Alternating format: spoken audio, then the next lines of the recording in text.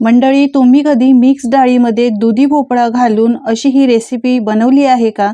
बनवली नसेल तर एकदा बनवून बघा. माझी खात्री आहे आजची रेसिपी तुम्हाला आवडणारी आहे.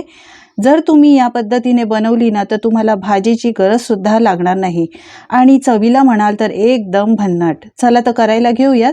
यासाठी मी इथे दुधी भोपळा घेतलेला आहे. दुधी भोपळा धुवून घेतलाय आधीच. यानंतर याची साल आहे ना ती काढायची आहे.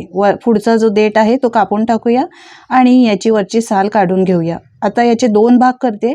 हा दुधी भोपळा आहे तो मोठा आहे, अर्धा किलोच्या वर आहे, तर मी हा सगळा घेणार नाही, याचा अर्धाच घेतलेला आहे.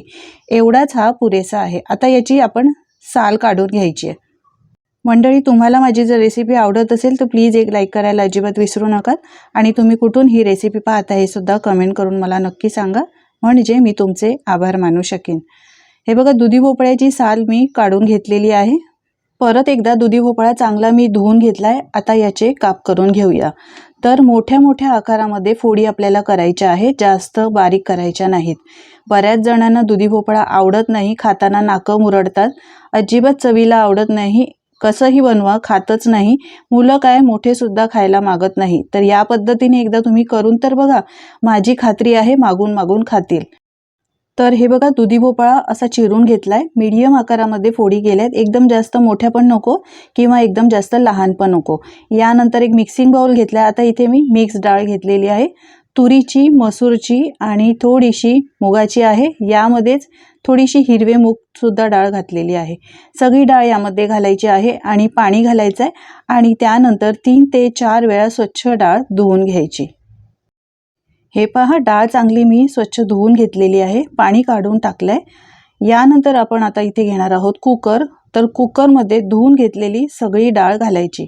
पाणी आधीच घालायचं नाही, नंतर घालायचं आहे. सगळी डाळ यामध्ये घालूया.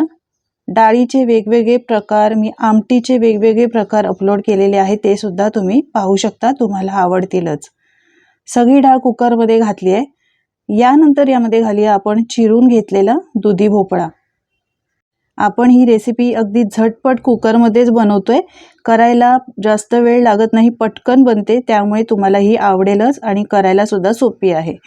एक लांब लांब आकारात कांदा चिरून घेतलाय. एक टोमॅटो रफली चॉप करून घेतलेला आहे.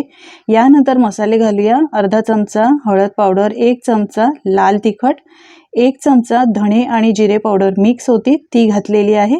आता यामध्येच घालूया आपण बारीक चिरलेली कोथिंबीर. यामुळे याला फ्लेवर खूप चांगला येतो.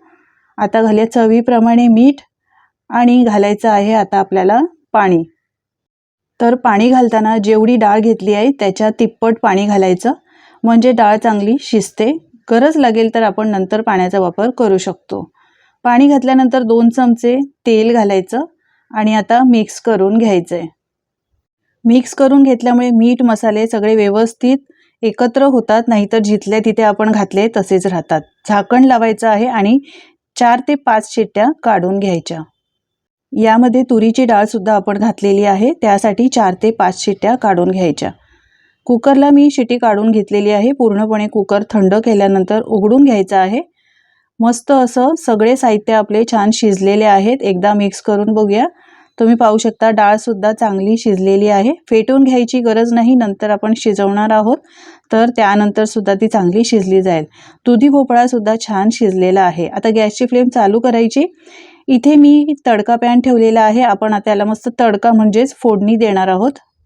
फोडणी देण्यासाठी कढल्यामध्ये तेल घातलंय. 1 चमचा साजूक तूप घालायचा, यामुळे ही डाळ आहे ना ती खायला खूप छान लागते. 1 चमचा मोहरी घालूया आणि 1 चमचा जिरं घालूया. जिरं आणि मोहरी छान तडतडायला लागल्यावर 10 ते 12 लसणाच्या पाकळ्या ठेचून घातलेल्या आहेत, यामुळे फ्लेवर चांगला येतो. अख्खे गरम मसाले घातलेत, काळी मिरी, लवंग आणि 1 दालचिनीचा तुकडा. भरपूर कढीपत्ता घालायचा आहे, कढीपत्त्यामुळे फ्लेवर खूप छान येतो. 2 ते 3 हिरव्या मिरच्या अशा मध्ये चिरून घातलेल्या आहेत. 2 बोर मिरच्या घातल्या. 1 टोमॅटो रफली चॉप करून घातलेला आहे. यानंतर यामध्ये घालूया अर्धा चमचा हळद पावडर. आता चांगलं व्यवस्थित मिक्स करून घेऊया, कारण यामध्येच आपण टोमॅटो घातले. मिक्स करून टोमॅटो चांगले हे मऊ होईपर्यंत शिजवून घ्यायचे. यानंतर 1 चमचा इथे मी घातले काश्मीरी मिरची पावडर, याने रंग खूप छान येतो आता मिक्स करून घेतलंय. आता हा गरमागरम तडका म्हणजे फोडणी या डाळीवर घालायची आहे. या रेसिपीला तुम्ही काय नाव द्याल मंडळी? याला म्हणतात दालचा. दुधी भोपळा घालून तुम्ही असा कधी दालचा बनवला आहे का? बनवला नसेल तर एकदा बनवून बघा, चव कधीच विसरणार नाही. बारीक चिरलेली भरपूर कोथिंबीर घालायची. असा दालचा एकदा बनवून बघा, तुम्हाला भाजीची गरजसुद्धा लागणार नाही. चवीला काय म्हणू सांगू तुम्हाला, इतका भारी लागतो. नेहमीच्या डाळीपेक्षा वेगळी चव, मस्त तुपामध्ये केलेली चुरचुरीत फोडणी, खायला खूपच भारी लागतो. गरमागरम भाताबरोबर, चपातीसोबत किंवा तुम्ही रोटी नानसोबत, नाही तर भाकरी खात असाल तर भाकरीसोबत सुद्धा खायला एकदम भारी. करून बघा मंडळी. बऱ्याच वेळा दालचा हा तुरीच्या डाळीचा किंवा मसूर डाळीचा बनवला जातो. इथे तर मी मिक्स डाळ घेतलेल्या आहेत, त्यामुळे हा दालचा आहे तो पौष्टिकसुद्धा आहे.